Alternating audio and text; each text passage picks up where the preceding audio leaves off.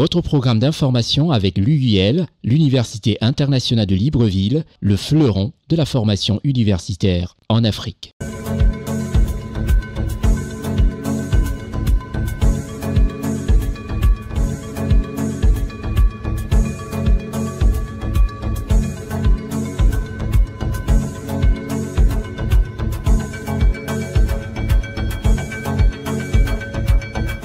Téléspectateurs du continent africain, téléspectateurs de la planète, merci de nous recevoir chez vous. Je suis Constiega. Dans cette émission, rien de plus normal que de vous distiller comme ça de l'information de premier ordre, à savoir de l'information vraie, qui concerne nos différents pays d'Afrique. Savoir le Tchad, de la Guinée équatoriale, la Suisse, où se sont rendus des parlementaires africains. Nous allons parler du Cameroun, du Congo, du Togo, la Turquie, qui a vu la présence du premier garant de la défense nationale de Côte d'Ivoire. On en parlera sérieusement dans cette émission. On parlera aussi de la Côte d'Ivoire et on vous proposera un grand format pour voir la réalité sur le terrain des actes posés par les meilleurs des nôtres qui font de la politique, de la vraie. Restez sur votre petit écran, vous avez fait le très bon choix. À l'entame de cette émission, nous commençons tout de suite par la Guinée équatoriale. La Guinée équatoriale, qui est le pays dirigé par son Excellence Teodoro Obiang Nguema Bazogo. Ce pays hispanophone est un pays qui fait aussi comme ça un bond qualitatif économique dans la sous-région d'Afrique centrale, je dirais même, qui donne aussi du poids à l'Afrique. La 25e session ordinaire de la conférence des chefs d'État et de gouvernement de la communauté économique des États de l'Afrique centrale s'est tenue en Guinée équatoriale. Nos reporters y sont Gérard-Richard Guezo, Stéphane Négou, Marcel Bassolé à la post-production et Séverin Tchatchoua au réglage du son. La 25e session ordinaire de la conférence des chefs d'État et de gouvernement de la communauté économique des États de l'Afrique centrale s'est tenue le 18 octobre 2024 à Malabo, la capitale de la Guinée équatoriale. Le président de la transition, le général de brigade Brice Clotaire Oligui Nguema, s'est rendu à Malabo. Créée le 18 octobre 1983, la conférence des chefs d'État et de gouvernement de la communauté économique des États de l'Afrique centrale a célébré ses 41 ans d'existence lors de ce sommet des chefs d'État et de gouvernement des pays de l'Afrique centrale. Au menu des échanges, économie, industrialisation, mais surtout l'approfondissement de la coopération entre les États. Il a été notamment décidé de mettre en place un programme régional pour améliorer l'environnement des affaires en Afrique centrale, de l'organisation de l'exercice de la force multinationale de l'Afrique centrale 2024-2025, pour ne mentionner que cela a été organisé. Une visite enrichissante en enseignements et en décisions cruciales, en prélude à la tenue prochaine du référendum constitutionnel, dont la date a été fixée au 16 novembre 2024.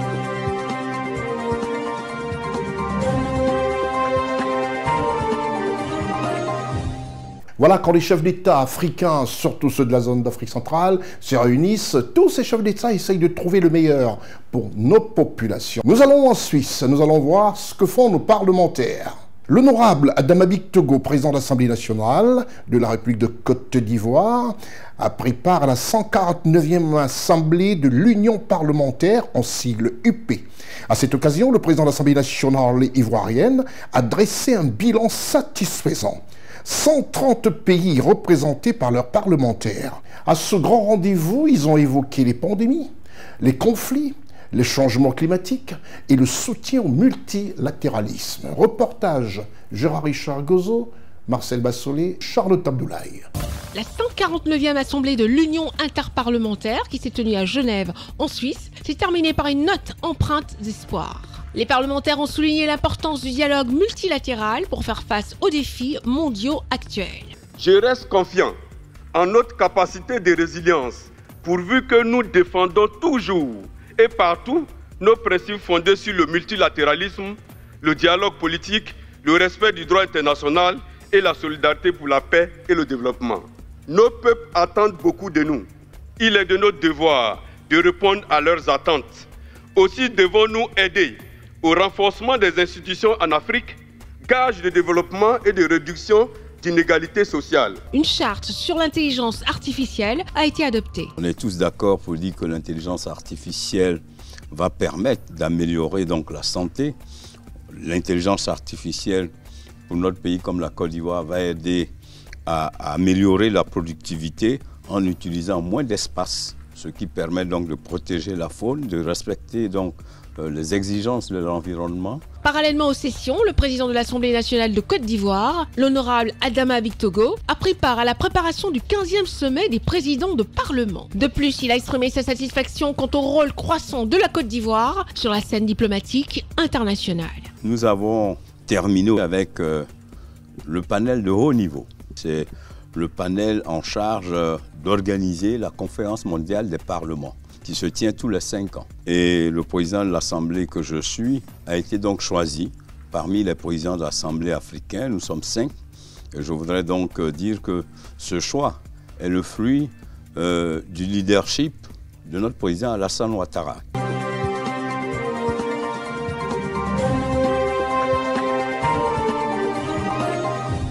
Nous quittons la Suisse pour le pays du patriarche.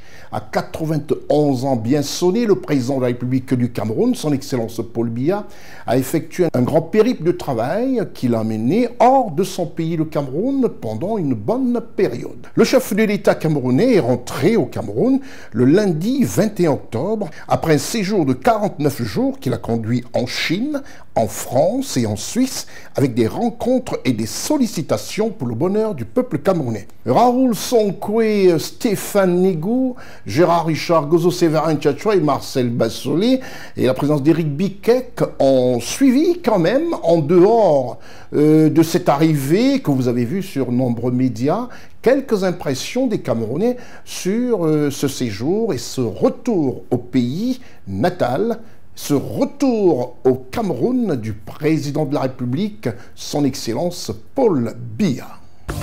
Le lundi 21 octobre 2024, le chef de l'État camerounais, son Excellence Paul Biya, revient au Cameroun après 48 jours passés à l'étranger, alors que des rumeurs préoccupantes sur son état de santé avaient été diffusées par une certaine presse et sur les réseaux sociaux. Le retour du président de la République du Cameroun, son Excellence Paul Biya, a été perçu comme un événement majeur, officiellement annoncé depuis quelques jours. C'est aux alentours de 16h35 le lundi 21 octobre 2024 que l'avion transportant à son bord le couple présidentiel camerounais, son Excellence Paul et Chantal Biya, foule le tarmac de l'aéroport international de Yaoundé-Simalène. Le couple présidentiel a été accueilli au bas de l'échelle de coupé par le ministre d'État, secrétaire général à la présidence de la République du Cameroun, M. Ferdinand Gongo, avec qui le chef de l'État camerounais, son Excellence Paul Biya, a eu une brève conversation à sa descente d'avion avant de monter dans la limousine présidentielle. Les militants et militantes du parti au pouvoir, le RDPC, ainsi que les populations de la ville de Yaoundé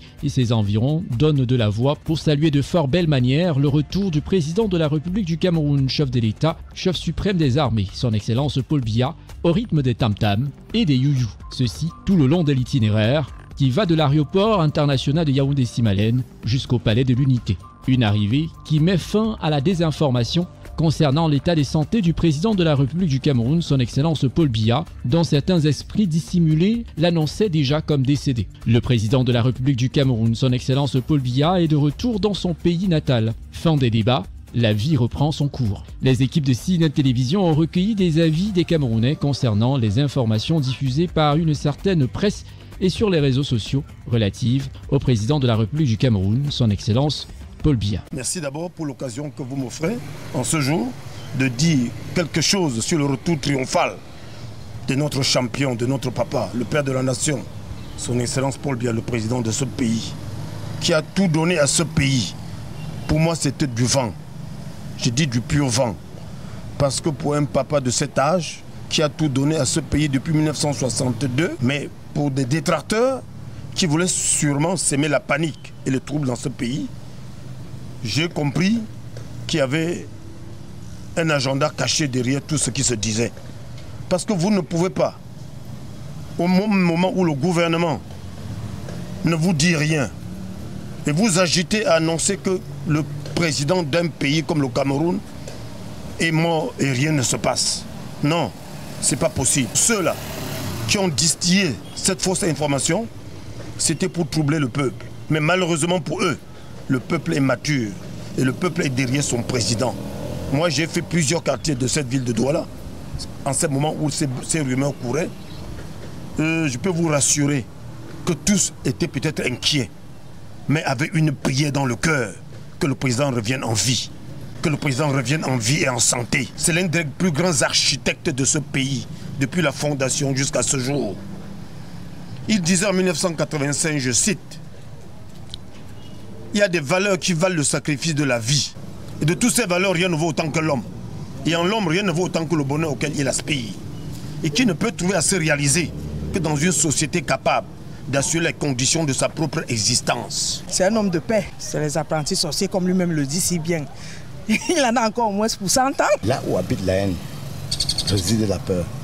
On ne peut pas détester quelqu'un au point de lui vouloir la mort. On peut tout faire pour ne pas souhaiter la mort à quelqu'un. Je ne crois pas que le bien mérite tout ce qu'on a proclamé, tout ce qu'on a vilipendé partout. Vraiment, quoi qu'il ait fait, aucun homme n'est parfait. Ce n'est pas parce que Biya a quelques manquements qu'on peut lui souhaiter la mort. C'est le président de la République. Jusqu'ici, il faudrait qu'on lui souhaite bon vent et qu'on l'encourage et qu'on l'amène à mener le Cameroun vers le bonheur qu'il a toujours souhaité. Le Seigneur est merveilleux et que vraiment qu'il se repose, qu'il mène en bien ce qu'il a commencé. Donc je suis désolé pour tout ce qui s'est passé, pour tout ce qu'on a dit, pour tout ce qu'on a raconté. C'est dommage pour le Cameroun.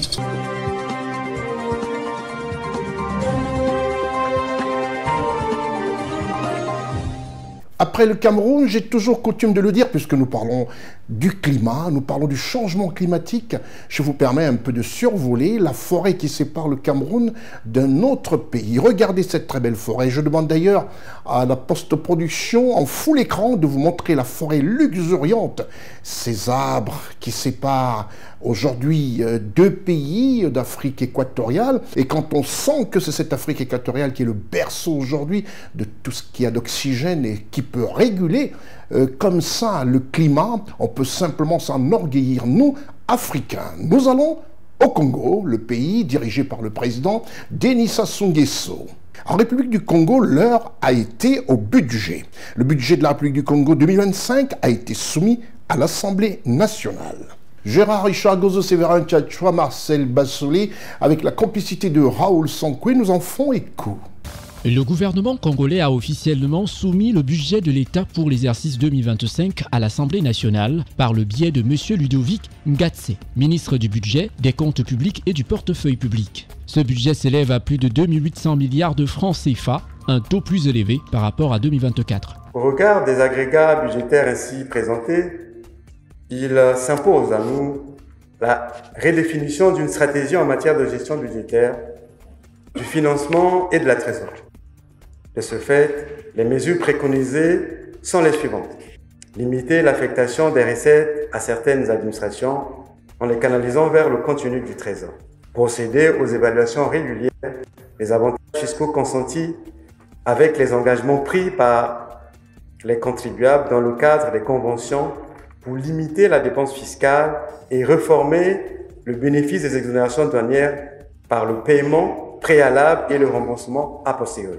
Étant donné les recommandations du Fonds monétaire international concernant le programme des réformes économiques et financières, le gouvernement congolais s'engage à améliorer les revenus fiscaux et douanières et à combattre la corruption à travers cette loi de finances pour l'année 2025. L'orientation de la politique budgétaire contribuerait à une amélioration de recettes fiscales et douanières de plus 286 milliards, soit plus 30% en 2025 par rapport à 2024, et une plus grande maîtrise des dépenses qui progresserait de 12,3% par rapport à l'année précédente, soit une augmentation de 255 milliards de francs CFA. Les députés ont également été informés que l'année 2025 sera caractérisée par le basculement total au monde de budget programmé dans le but de renforcer le contrôle budgétaire, la transparence de la gestion des fonds publics, l'efficacité et la transparence budgétaire.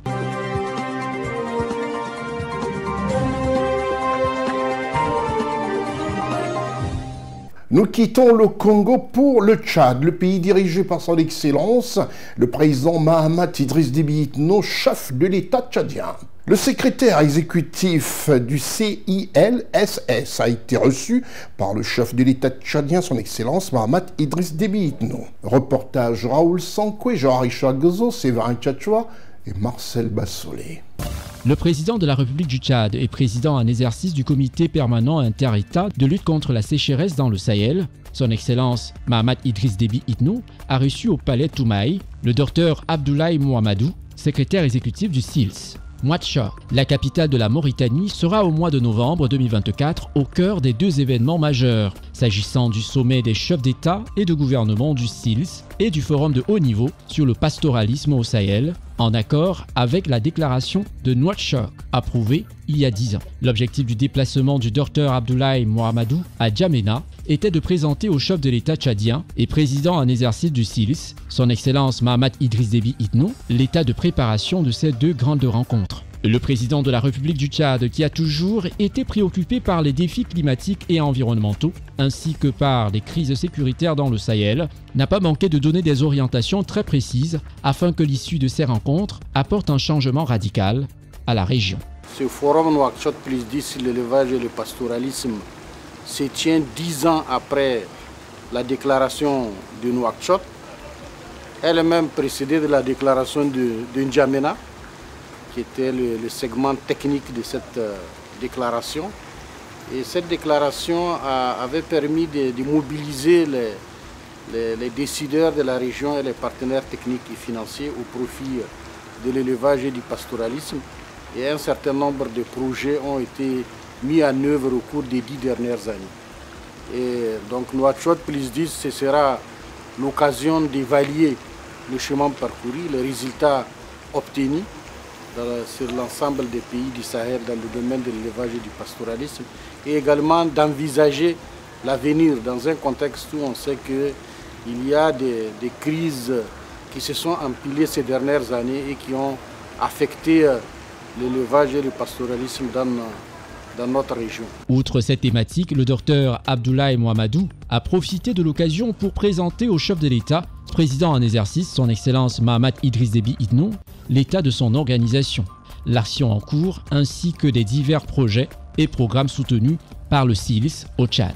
Il faut noter que le comité permanent inter-État de lutte contre la sécheresse dans le Sahel a été créé en 1973 et a pour mission principale de renforcer la sécurité alimentaire, de combattre également la dégradation des terres et de gérer les ressources en eau dans cette région particulièrement exposée au changement climatique. Cependant, comme si cela ne suffisait pas, au cours des dernières années, les terroristes s'y sont installés, aggravant ainsi la dégradation de l'environnement et des conditions de vie des populations déjà précaires.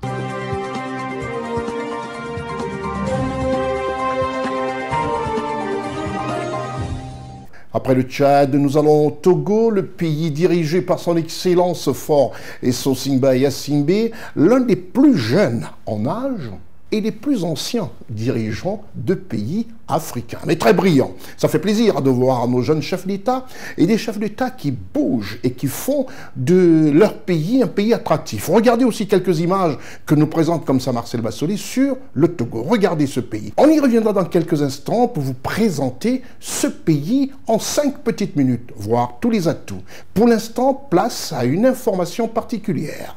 Au Togo, le docteur Sandra Johnson a échangé avec le responsable du groupe 2 de la Banque mondiale.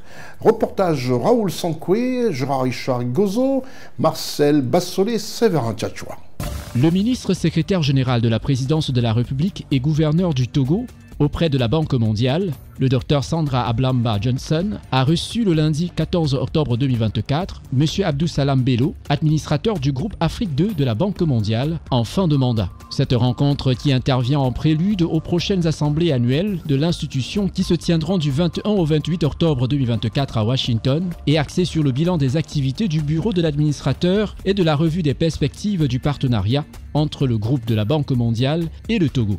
M. Abdou Salam Bello, administrateur du groupe Afrique 2 de la Banque mondiale, a exprimé sa satisfaction à l'égard de cette réunion dont l'objectif est de renforcer la coopération et de mobiliser davantage des ressources pour la réalisation des opérations au Togo. C'était vraiment un tour de table sur le portefeuille, mais aussi identifier quelles sont les perspectives, comment est-ce qu'on peut renforcer le dialogue, la coopération, afin de mobiliser plus de ressources pour le pays, et puis afin qu'on puisse aller plus vite dans la mise en œuvre des programmes et des opérations, afin qu'on puisse atteindre l'impact souhaité dans le cadre du Programme national du développement du pays, porté par son Excellence, Monsieur le chef de l'État, et par sa vision. La coopération, elle est excellente, elle est très forte.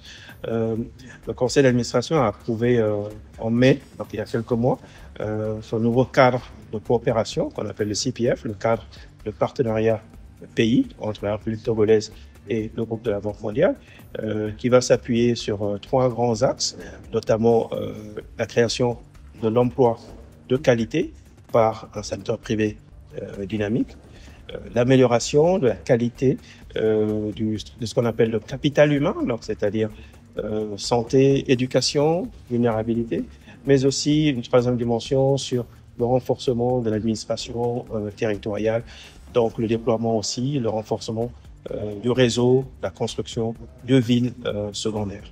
Donc ça, c'est la perspective. Il faut souligner aussi que le Togo, sous le leadership du chef de l'État, est un des pays les plus performants en matière de mise en œuvre de programmes et de projets au sein du groupe de la Banque mondiale. Le docteur Sandra Ablamba Johnson, ministre secrétaire général de la présidence de la République, par ailleurs gouverneur du Togo auprès de la Banque mondiale, s'est réjoui de la tenue de cette rencontre qui traduit non seulement la qualité du partenariat entre le Togo et le département de l'administration dont la mission est de porter haut la voix des pays membres à Washington.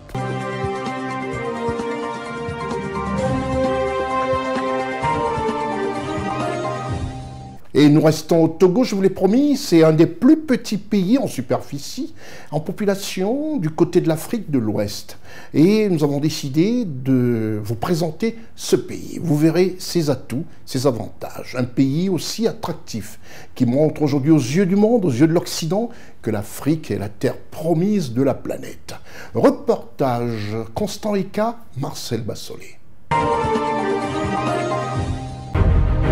Le Togo est un pays d'Afrique de l'Ouest situé dans le golfe de Guinée. Il est connu pour ses plages bordées de palmiers et ses villages au sommet des collines. La région de Cotomaco est habitée par les peuples des Batamariba, occupant des huttes en argile traditionnelle, ressemblant à des forteresses qui remontent au XVIIe siècle. La capitale Lomé est dotée d'un bazar sur plusieurs étages appelé Grand Marché, ainsi que du marché aux fétiches qui propose des remèdes et des talismans traditionnels en rapport avec le culte vaudou. La capitale du Togo est Lomé. Sa population est estimée à 8 849 000 habitants selon l'indice 2022 de la Banque mondiale. Sa superficie est de 56 785 km². Le Togo est un pays qui a un PIB, un produit intérieur brut, estimé à 9,1 millions de dollars américains, soit 5 522 milliards de francs CFA, selon l'indice 2023, avec un PIB par habitant de l'ordre de 998 $ US, qui croît au rythme de 2,3% par an. Le Togo figure parmi les pays les moins avancés, en sigle PMA. Situé sur la côte ouest de l'Afrique, le Togo est bordé par le Ghana, le Bénin et le Burkina Faso. Le taux de pauvreté est nettement plus élevé dans les zones rurales, à savoir 58,8% par rapport aux zones urbaines, 26,5%. La Banque islamique de développement, en sigle BID, a récemment approuvé un financement de 60,30 millions de dollars, plus de 36 milliards de francs CFA pour le Togo, dans le cadre d'une initiative visant à améliorer la qualité de vie des populations les plus vulnérables. C'est à la faveur de la 350e réunion du conseil d'administration de l'institution financière, le lundi 14 octobre 2024, à Jeddah, en Arabie Saoudite. Ces fonds sont spécifiquement orientés vers le soutien à des activités génératrices de revenus et l'augmentation de la productivité agricole, avec des axes cruciaux pour le développement économique du pays. Cette approbation fait partie d'un programme plus vaste, au cours duquel la Banque islamique de développement, en sigle BID, a alloué plus de 3 milliards de dollars US à 20 projets de développement socio-économique dans 17 pays membres. En Afrique, la Côte d'Ivoire, le Mozambique et le Sénégal figurent parmi les pays bénéficiaires. Au total, 9 pays africains ont ainsi bénéficié de ces décaissements, dont le montant cumulé s'élève à environ 1,22 milliard de dollars US. Au Togo, la Banque islamique de développement, en sigle BID, est déjà un partenaire sur diverses initiatives allant de la protection côtière au soutien de l'électrification rurale. La Banque islamique de développement, en sigle BID, avait désigné signé un accord avec l'International Islamic Trade Finance Corporation, en sigle ITFC, filiale de la Banque Islamique de Développement, ouvrant la voie des financements de 250 millions de dollars US pour le profit de 3 secteurs, à savoir l'énergie, l'agriculture et le développement du secteur privé. Le 26 mars 2024, le Parlement a voté un changement de constitution pour passer d'un régime présidentiel à un régime parlementaire, dans lequel le président ne sera plus élu au suffrage universel, mais désigné par le Parlement. Le pays est passé avec brio d'un régime présidentiel à un système parlementaire. L'économie du Togo repose essentiellement sur la culture vivrière, qui représente l'activité de 65% des travailleurs. Le reste de la main-d'œuvre, 30%, vit de la culture du cacao, du café, du coton, mais surtout des mines, des roches phosphatées qui sont vitales au pays. Le Togo est d'ailleurs le 5e producteur mondial de roches phosphatées. Le pays est au palmarès des 7 premiers producteurs africains de coton au milieu des années 2010. Le Togo figure parmi les pays les moins avancés depuis 1980. En 2022, il affiche un IDH de 0,547, le classant au 163e rang. À l'instar de nombreux pays africains, à savoir le Sénégal, l'île Maurice, la Namibie, le Togo s'est doté d'une zone franche dès la fin des années 1980. Ainsi, dans cette zone sont implantées des sociétés pharmaceutiques, des fabricants d'huile végétale, des assembleurs informatiques, des distributeurs de produits cosmétiques, des prothésistes dentaires ou des entreprises de transport routier. Le port de Lomé est un port en eau profonde dans la sous-région ouest-africaine. Il est donc doté d'une zone franche qui ne cesse de se développer rapidement. Le trafic conteneurisé, c'est-à-dire par conteneur, à Lomé a doublé en 3 ans pour atteindre 212 000 équivalents 20 pieds. Le port de Lomé couvre les besoins de nombreux pays comme le Niger, le Mali ou le Burkina Faso. Ce projet doit permettre d'accueillir les navires de grande capacité et d'attirer ainsi le flux en transbordement, notamment ceux en provenance d'Asie. Le Togo fait partie de la communauté économique des États de l'Afrique de l'Ouest, en sigle CEDEAO, et de l'Union économique et monétaire ouest-africaine, en sigle UMOA. En 2011, la France a annulé la dette du Togo d'un montant de 100 millions d'euros. En 2023, le Togo est classé en 114e position pour l'indice mondial de l'innovation. La cuisine togolaise est variée et riche en saveurs. Cette variété découle de la diversité culturelle et ethnique. Les produits de la cuisine togolaise sont issus de la terre cultivée locale selon les régions du Togo telles que la banane plantain, le manioc, l'igname, le taro, ainsi que des légumes, des produits de la mer, tels des poissons, des crevettes et des crabes. Les Togolais consomment aussi de la viande issue de l'élevage, à savoir le poulet, la pintade, le canard, la chèvre, le mouton, le bœuf, le porc et aussi de la chasse, les rats palmistes et antilopes. Les plats principaux que l'on trouve au Togo sont l'akoumé, une pâte à base de différents céréales dont la principale est le maïs, accompagnée généralement d'une sauce avec des feuilles, l'adémé, le mboma, le gombo, le kodoro, que sont les feuilles de baoba. Le foufou, le taro est principalement l'igname cuite pilée accompagnée d'une sauce tomate ou d'une sauce d'arachide. L'ayimoulou, un plat composé de riz et d'haricots. Il est souvent accompagné de sauce tomate et piment, ainsi que du poisson frit, des œufs bouillis, du wangashi qui n'est autre que du fromage local, frais et bien d'autres accompagnements au choix. Le président de la République togolaise est bel et bien son Excellence Faure Essosima Yassimé.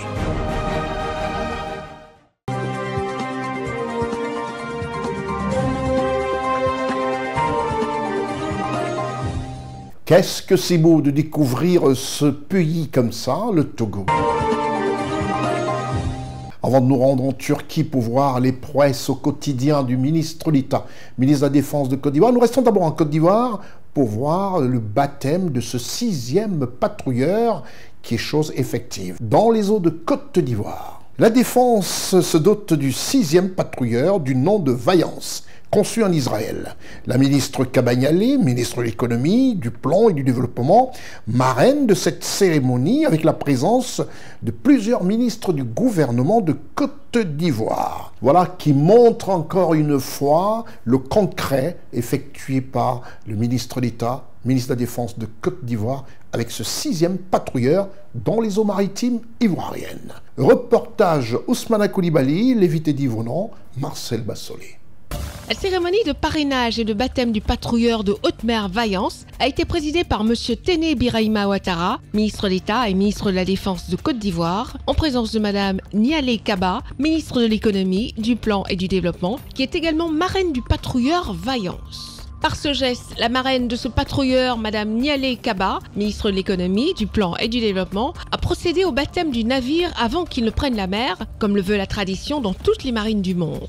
Il s'agit du 6e patrouilleur hauturier de la Marine nationale ivoirienne, fabriqué en Israël. Ce navire militaire dispose d'une capacité opérationnelle de 24 marins pour une durée de 2 semaines en mer. Notre marine est aujourd'hui mieux équipée pour faire face aux défis contemporains et assurer la protection durable de nos intérêts. Il faut souligner que ce patrouilleur de haute mer fut appelé pendant son transit vers la Côte d'Ivoire à intervenir avec célérité au large des côtes du Royaume du Maroc pour porter assistance et secours à des migrants en détresse. Selon le ministre d'État, ministre de la Défense de la Côte d'Ivoire, M. Téné Birahima Ouattara et Mme Nialé Kaba, ministre de l'Économie, du Plan et du Développement, par ailleurs marraine du patrouilleur de haute mer Vaillance, cette nouvelle acquisition témoigne de la croissance de l'armée ivoirienne. Le navire que nous baptisons ce jour représente bien plus qu'un simple outil de défense.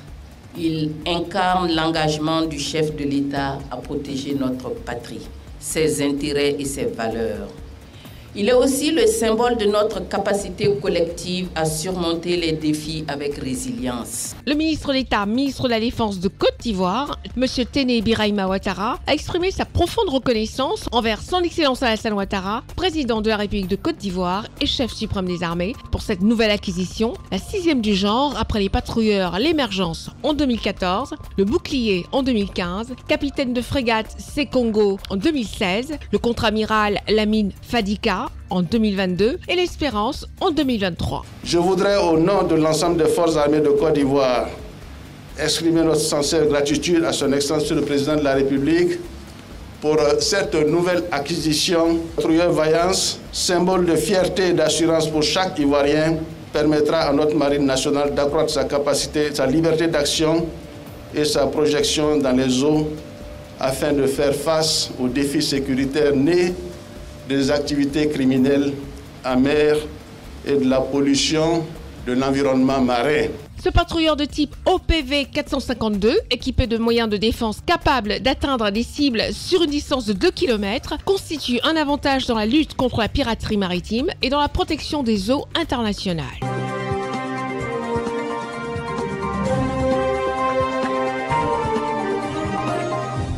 Et en Turquie, le premier de la classe en matière de défense nationale, le ministre d'État, ministre de la Défense, M. Téné Birahima Ouattara, s'est rendu. La raison, elle est simple, c'est uniquement de prendre part à la 4e édition du Salon international de la défense et de l'aérospatiale, en sigle SAHA. Expo 2024, un grand rendez-vous des acteurs de la défense dans tous les aspects. À ce type de rendez-vous, le premier de la classe en matière de défense nationale n'hésite pas un seul instant. Tout ce qui touche à la sécurité des Ivoiriens, c'est son affaire. Il en a décidé ainsi, sans faux fuyant. Reportage Charlotte Abdoulaye, Marcel Bassolé, Gérard Richard Gozo, Séverin Tchatchoua. M. Téné Birahima Ouattara, ministre d'État et ministre de la Défense de la Côte d'Ivoire, est arrivé en Turquie le lundi 21 octobre afin de participer au célèbre Salon international de la défense et de l'industrie aérospatiale. La 4e édition du Salon international de la défense et de l'aérospatiale débute officiellement le 22 octobre 2024. En plus de cette exposition, le ministre d'État et ministre de la Défense de la Côte d'Ivoire, M. Téné Birahima Ouattara, a eu un programme chargé comprenant une réunion de travail avec l'ambassadeur de Côte d'Ivoire en Turquie et des rencontres stratégiques avec 2 entreprises turques de l'industrie de la défense. SAHA Istanbul, le plus grand cluster turc et d'Europe, organise chaque 2 ans le Salon international de la défense et de l'industrie aérospatiale, offrant ainsi une vitrine de l'innovation et de la technologie dans le domaine de la défense.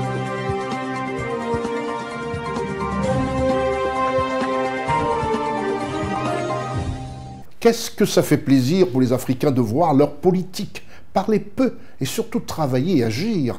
Et en cela, on peut reconnaître à l'équipe gouvernementale de Côte d'Ivoire cet axe qui imprime tout simplement la marque du président Alassane Ouattara, qui parle peu mais applique et rend heureux les Ivoiriens. Du côté de la Turquie, le ministre d'État, ministre de la Défense de Côte d'Ivoire, M. Teni Birahima Ouattara, sans tambour battant, veut le meilleur pour son pays, la Côte d'Ivoire, en équipement de défense nationale. Vous verrez à cette occasion les accords et les conventions qu'il a signés pour le bonheur du peuple ivoirien et surtout pour la sécurité nationale. Le reportage, Charlotte Abdoulaye, Gérard Gozo, Séverin Tchatchoua, Marcel Bassolé.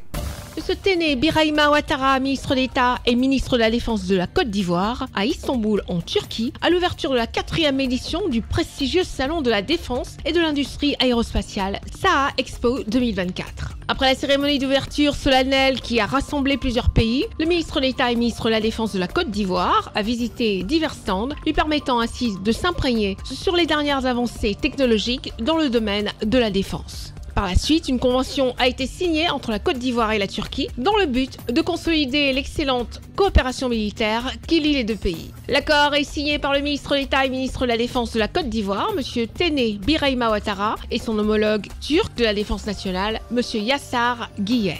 Nous avons signé un accord de coopération militaire, accord à travers lequel nous pourrons envoyer des sous-officiers et des officiers de l'armée ivoirienne en formation ici en Turquie. La Turquie a une expérience avérée en matière de défense et de sécurité. Nous avons fait beaucoup de découvertes qui sont importantes pour l'armée de Côte d'Ivoire et je pense que nous pourrons mettre à profit ces découvertes pour renforcer davantage, comme le demande le président de la République, notre outil de défense. En outre, M. Teni Birahima Ouattara, ministre d'État et ministre de la Défense de la Côte d'Ivoire, a rencontré le président des industries d'armement turques. Les échanges présagent de très belles perspectives. Pour cette 4e édition, le ministre d'État et ministre de la Défense de la Côte d'Ivoire veut mettre à profit toutes les opportunités afin d'offrir à la nation ivoirienne une armée davantage moderne et modèle qui impose le respect. SAA Expo 2024 se déroule tous les 2 ans et se présente comme un événement qui met en avant l'innovation et la technologie dans le secteur de la défense.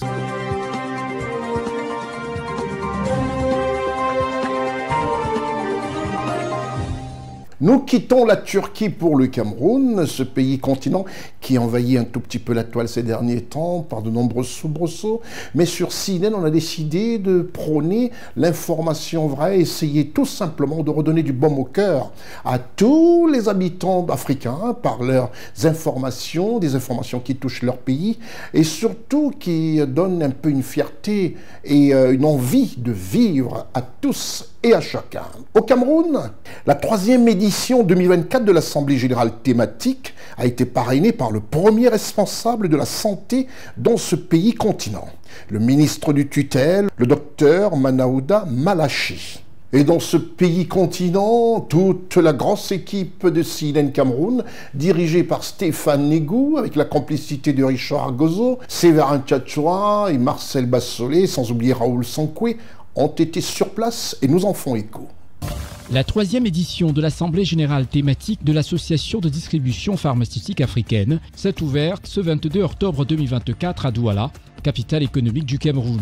La dite assemblée a été présidée par le ministre de la Santé publique, le Dr Manaouda Malachi, par ailleurs parrain de cette autre édition adossée sur le thème « Disponibilité et amélioration de l'accès aux médicaments de qualité pour les populations africaines ». Le patron de la santé publique au Cameroun, devant le président de la dite association, M. Lassin Senadi, de la vice-présidente, le Dr Jomo Yolande, ainsi qu'un parterre d'experts et de spécialistes de la distribution venus de plusieurs pays d'Afrique, a salué cette belle initiative qui permettra aux pays africains d'assurer l'autonomisation de la production des médicaments et la mise en place de la couverture santé universelle au Cameroun. En effet, la capacité à distribuer efficacement des médicaments de qualité est primordiale pour garantir, vous le savez très bien, l'accès aux soins. Il ne échappe certainement pas que l'accès aux soins de qualité partant aux médicaments est un droit fondamental et qu'il est inacceptable que des millions d'Africains encore soient privés de soins en raison de la pénurie ou de la mauvaise qualité des médicaments sur le marché. Le thème principal de cette assemblée thématique, je l'ai retenu, la distribution pharmaceutique, disponibilité et amélioration de l'accès aux médicaments de qualité en Afrique, je crois que c'est cela, résonne donc particulièrement dans le cadre de la mise en œuvre de la couverture santé universelle, notamment au Cameroun. Car nous savons tous que la distribution pharmaceutique est un pilier fondamental dans l'amélioration des systèmes de santé en Afrique.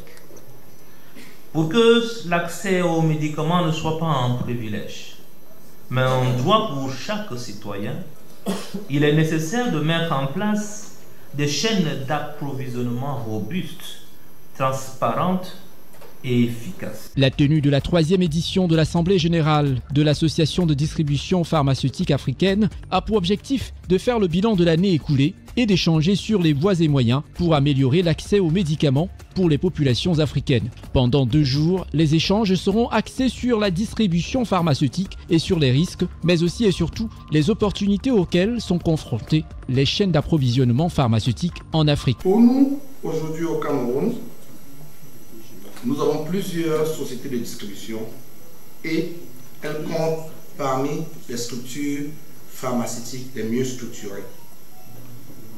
L'OMS a recensé au moins 433 molécules pouvant faire partie des listes des médicaments essentiels.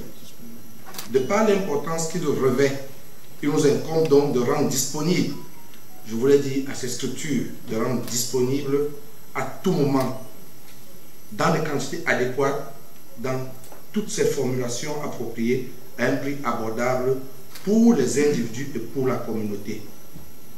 Cet idéal doit être un but permanent à atteindre et dans ce sens, l'ordre qui est un pendant du ministère, enfin est un pendant de l'État, rappelle constamment à tous ces distributeurs de pouvoir mettre à disposition ces médicaments au Cameroun, surtout pour la CSU qui est en train d'arriver petit à petit, dont la nécessité de ces produits va devenir d'une importance cruciale. Pour le docteur Njomo Yolande, présidente directrice générale de SIAP Pharma et vice-présidente de l'Association de distribution pharmaceutique africaine, le lancement de la 3e édition de l'Assemblée générale thématique de l'Association de distribution pharmaceutique africaine est déjà un début de satisfaction vers les différents défis à relever lors des différents échanges pour l'amélioration de l'accès aux médicaments en Afrique en général et au Cameroun en particulier. Ce, grâce à un partenariat public-privé. Les distributeurs pharmaceutiques camerounais ont voulu saisir cette opportunité pour marquer de leur empreinte la réalisation de la politique gouvernementale de la couverture de santé universelle. C'est ainsi que tous les acteurs de la vie pharmaceutique au Cameroun se sont mis ensemble pour rendre possible cet événement. Une 3e édition qui démarre bien pour les prestataires du domaine pharmaceutique venus présenter au grand public des médicaments de qualité. C'est avec un grand plaisir que l'ADPR a choisi le Cameroun, pays fondateur de l'association, pour organiser sa 3e assemblée thématique après le succès de celle de Kigali et de celle de Dakar. Kigali en 2023, Dakar en juin 2022. À cette occasion, nous adressons nos vifs remerciements. Les échanges de cette 3e édition permettront à l'Association de distribution pharmaceutique africaine, en partenariat avec les autorités des différents pays du continent africain, d'assurer un accès facile aux médicaments de qualité aux populations.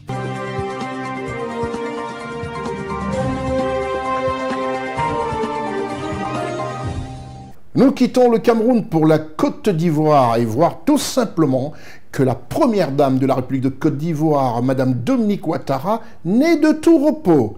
Elle est là, et veille au grain. Quand on parle de l'enfance, on trouve toujours présente Madame Dominique Ouattara pour leur défense. Et l'occasion a été encore de belle. La lutte contre le travail des enfants en Côte d'Ivoire. Madame Dominique Ouattara, première dame, à la tête du Comité national de surveillance de lutte contre le travail des enfants, était en réunion avec le département américain du travail à Abidjan. Une rencontre fructueuse entre les Ivoiriens, dont à la tête du comité, Madame la Première Dame de la République de Côte d'Ivoire, Madame Dominique Ouattara, et la partie américaine. Reportage Ousmane Koulibaly, Lévi Divounon, Marcel Bassolé.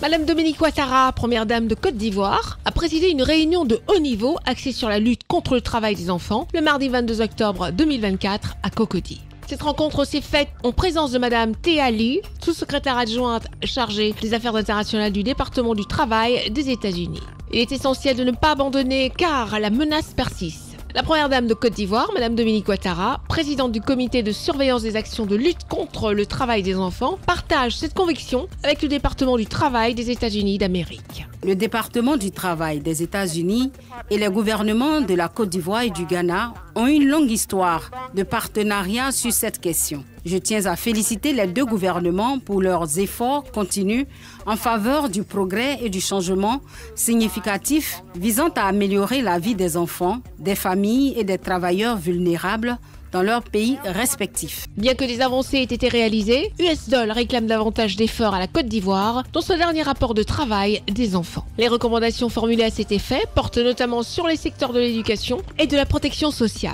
Concernant l'incapacité des inspecteurs du travail à prendre des sanctions civiles contre les personnes en cas d'infraction relative au travail des enfants, à ce sujet, le ministre de l'Emploi et de la Protection sociale se propose de faire un plaidoyer en vue de la prise d'une ordonnance pour modifier le Code du travail afin de donner aux inspecteurs du travail le pouvoir de coercition, notamment celui de prononcer des sanctions civiles en cas d'infraction en matière de travail des enfants. Face à la pression avec la politique de scolarisation obligatoire, je voudrais dire qu'en nombre d'établissements secondaires publics, en 2011, on avait 294 collèges et lycées. Mais les efforts fournis sont tels qu'en 2024, nous avons 902 collèges et lycées. Ça veut dire qu'on est passé du simple au triple. Ce sont des efforts à considérer. Quant à Madame Dominique Ouattara, première dame de Côte d'Ivoire, elle assure que les mesures de répression vont s'accentuer. Concernant l'augmentation du nombre de brigades de la police criminelle en charge de la lutte contre le travail des enfants et de la délinquance juvénile, nous avons déjà pris en compte ce point par la création de 6 antennes équipées de véhicules et de matériel d'intervention à travers le pays. Bien entendu, nous continuerons à plaider pour l'augmentation de ces brigades afin de combattre plus efficacement la traite et le travail des enfants en Côte d'Ivoire. Je me réjouis que les discussions soient entamées pour lever tous les points de désaccord afin que ce protocole soit signé dans un bref délai. À cet effet, je souhaite vivement que toutes les parties prenantes dans un esprit constructif fassent des concessions afin que la mise en œuvre de ce protocole aboutisse pour le bien-être de nos enfants. Le Ghana, autre pays grand producteur, sera associé à ce nouveau cadre d'action en discussion. En 2023, il y a eu plus de 3000 enfants qui ont été victimes de travail en Côte d'Ivoire et plus de 1000 trafiquants qui ont été arrêtés.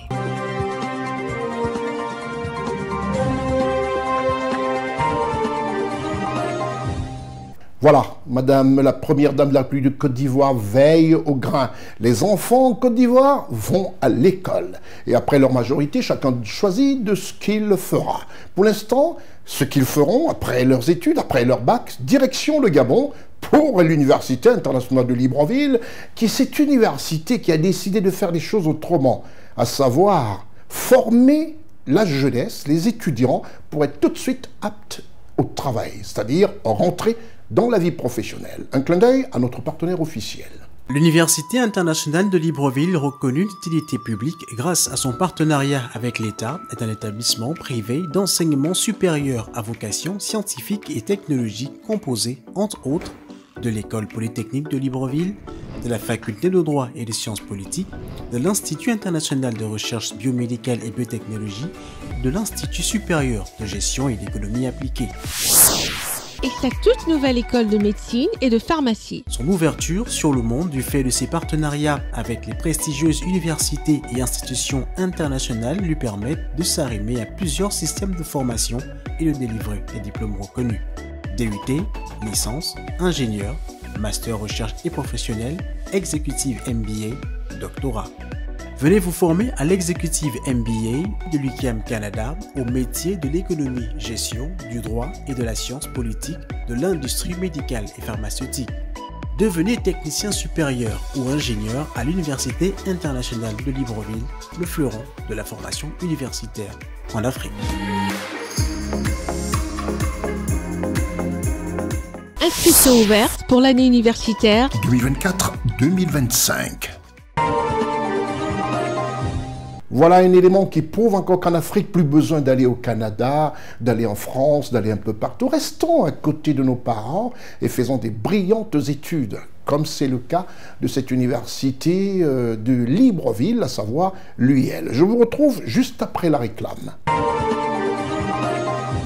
C'est l'heure consacrée à tous qui ont décidé de ne pas être tartuffes, à savoir l'heure consacrée au grand format. Et nous avons décidé dans ce grand format de nous focaliser, c'est d'ailleurs un tout petit peu récurrent désormais dans les précédentes émissions, et ce sera comme ça dorénavant, de présenter aux Africains, à tous qui nous regardent à travers ce programme, les réalités vraies, et non la politique de parole, la politique efficace sur le terrain, comme le pratiquent certains dirigeants dans certains pays.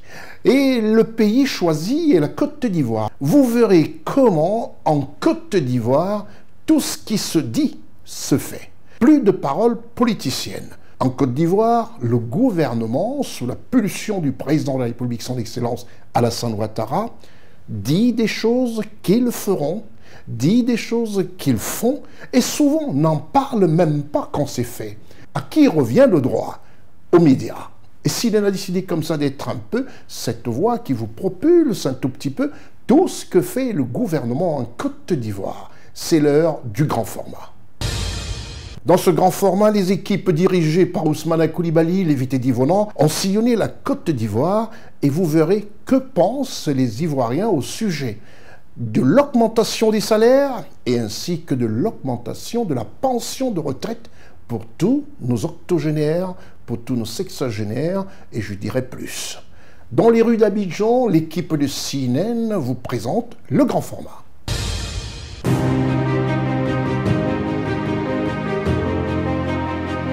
Mes impressions sur l'augmentation du SMIC, je crois que le président de la République a fait un bon geste parce que ça va permettre à beaucoup d'entre nous de s'épanouir mieux.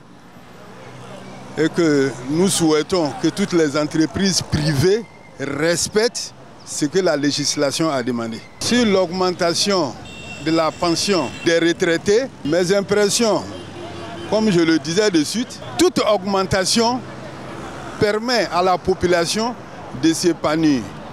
Et je crois que le président pensait à ça, c'est nous dire qu'il fait partie de la population et qu'il connaît la souffrance de la population. De mes impressions faites de l'augmentation du SMIC fait par le président de la République, je trouve déjà c'est une avancée dans le milieu du travail, même si cela n'est pas vraiment énorme, mais quand même ça montre une projetée du gouvernement de toujours prendre en compte les travailleurs, qu'ils soient du secteur privé et du secteur public. Concernant l'augmentation de la pension des retraités, je trouve qu'elle n'est pas vraiment assez, elle n'a pas été augmentée, c'est vraiment très peu. Et il faudrait vraiment revoir ça, puisque le coût de la vie ne fait que augmenter. Et aussi, sachant que déjà les retraités, la majorité ont des maladies, donc pour pouvoir aussi se prendre en compte, il faudrait revoir aussi leurs différentes pensions. Mes impressions sur l'augmentation des SMIC fait par le président de la République, d'abord c'est bien. Voilà, c'est une bonne chose. Bon, personnellement, je vois que c'est un peu encore bas.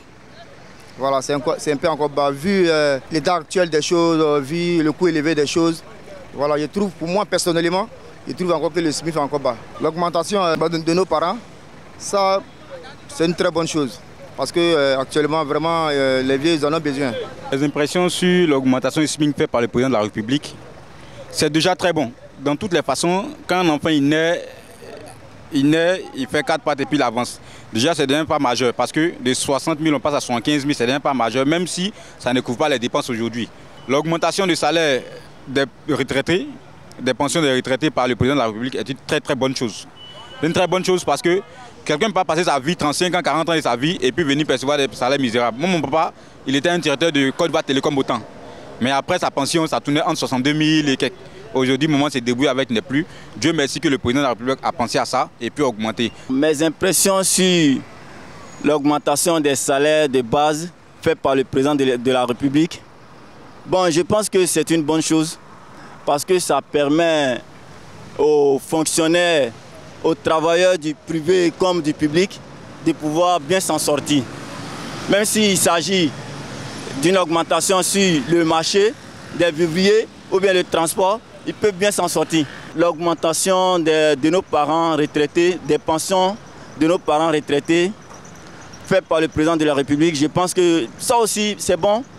C'est bon parce que quand une grande personne est assise à la maison, sincèrement dit, en voyant ces augmentations, ça peut les faire oublier beaucoup de choses. On remercie le président de la République pour ces genres de choses parce que moi je pense que c'est une bonne chose au fait. Mes impressions d'augmentation des salaires de base, en tout cas je remercie encore le président de la République. C'est une bonne initiative de prendre envers les travailleurs pour pouvoir encore se développer en fonction de le salaire, la nourriture et puis le transport. En tout cas c'est une bonne chose pour le même. L'augmentation des salaires de nos parents retraités, je pense que c'est une bonne chose faite par le président de la République. Nous l'encourageons encore à continuer comme ça. L'augmentation du SMIC faite par le président de la République, en tout cas, nous a fait beaucoup plaisir. Parce qu'avant, on était à 36 000, ça nous fatiguait beaucoup. Depuis qu'ils ont augmenté à 60 000, en tout cas, on était soulagés. Et après, ils ont fait à 75 000, je crois. C'est très bon, on a apprécié. L'augmentation des pensions de nos parents, nous sommes très contents. Ah, quand nous on a appris, on était très heureux. Parce que nos parents souffraient. Et puis, ce qu'ils gagnaient là, ça ne valait rien. Mais ce qu'ils gagnent maintenant, c'est que tous les... En tout cas, ils sont contents. L'augmentation du SMIC du président de la République a été bien fait et ça a été bien donné. Et nous remercions le président de la République pour que ça puisse continuer encore plus à augmenter encore plus encore. Voilà, nous remercions pour ce qu'il a fait à nos travailleurs, à nos citoyens travailleurs et à toute la population de la Côte d'Ivoire. L'augmentation des pensions de la retraite faite par le président de la République est une bonne chose. Nos parents ont beaucoup travaillé pour la fonction publique, donc si le président de la République l'augmente, c'est une bonne chose.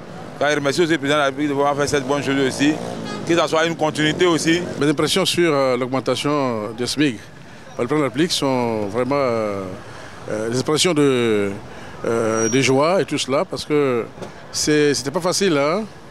Il y avait beaucoup, mais le président aussi a fait beaucoup. En faisant beaucoup, je pense qu'il vient de donner la preuve encore qu'il en a fait beaucoup en tout cas. Mes impressions sur l'augmentation du SMIC faite par le président de la République, déjà, c'est une bonne chose parce que c'est une bonne chose du côté du secteur privé, du secteur public. C'est quelque chose de bien. Pour l'augmentation des pensions de nos parents retraités, je trouve que c'est une bonne chose. Déjà qu'ils sont déjà vieux, et ils entendent encore que le président essaie d'augmenter leur argent. Pour ne pas dire que le président augmente leur argent, c'est déjà bien.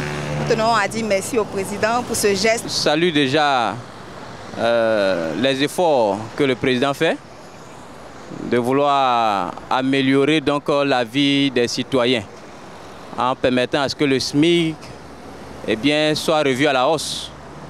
De 60 000, nous passons à 75 000. C'est une très très belle initiative que le président mène parce qu'il veut le bien-être de ses concitoyens, de ses citoyens qu'il gère. Les retraités parfois se trouvent dans des situations vraiment difficiles après avoir servi la nation pendant plusieurs années. Et leur fait donc ce privilège-là, cette hausse-là au niveau des choses de la retraite est une très bonne chose. Ça va leur permettre de respirer bien. Certains vraiment vivent des situations très difficiles parce que le salaire n'est plus le même qu'ils recevaient jadis. Mais avec cela, ils pourront vivre en tout cas une retraite très heureuse. Nous prions que les choses aillent encore pour le mieux. C'est déjà une bonne initiative du fait que le président de la République a augmenté le SMIC. C'est déjà une bonne initiative. C'est encourageant et nous épousons cette idée. L'augmentation des pensions des retraités, c'est quelque chose à féliciter. Chose qui n'a pas été faite depuis très fort longtemps. Si le président a songé à ça, nous disons merci au président, merci et qu'il épouse ça encore. Nous allons remercier le président de la République pour le geste, parce que l'augmentation du SMIC faite par lui vient à corriger certaines choses dans notre quotidien. Avant, le SMIC était à 60 000. Et maintenant, ça est passé à 75 000. Et pour cela, je tiens à féliciter le président de la République pour ces gestes. L'augmentation de la pension des parents retraités est un truc à saluer. Parce que déjà, retenons que nous sommes en Afrique. Et en Afrique, il y a toujours cette notion de famille nombreuse. Le parent, bien qu'à la retraite, est souvent confronté à héberger certaines personnes. L'augmentation donc de la pension vient, si je peux le dire ainsi, soulager un peu la poche du pensionnaire que sont nos parents. L'augmentation du SMIC faite par le président Alassane Dramane Ouattara, c'est quelque chose de bon. L'augmentation est faite par le président Alassane Dramane Ouattara est la bienvenue. On lui dira merci. Mais on souhaiterait qu'aujourd'hui nos parents aillent aisément récupérer leur argent sans difficulté. Nous disons merci à Dieu pour l'augmentation du SMIC faite par le président de la République. Je pense que c'est une très bonne chose. Il a pensé à son peuple ivoirien, qu'il l'aime beaucoup. Nous lui disons merci pour tout ce qu'il fait pour la Côte d'Ivoire et pour tous les habitants de ce pays. Les retraités, vous savez qu'aujourd'hui, ils sont diminués physiquement. Ils n'ont rien. Mais si aujourd'hui le président de la République fait une augmentation pour qu'ils puissent améliorer leurs conditions de vie, nous voulons lui dire merci. Tout simplement merci.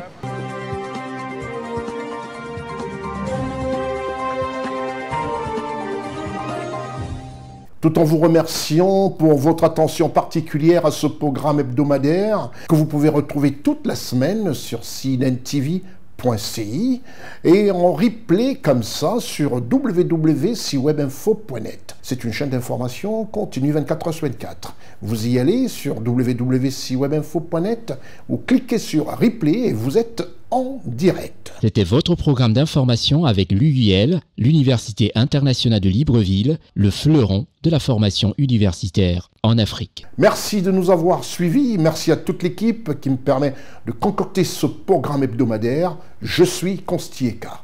Au revoir.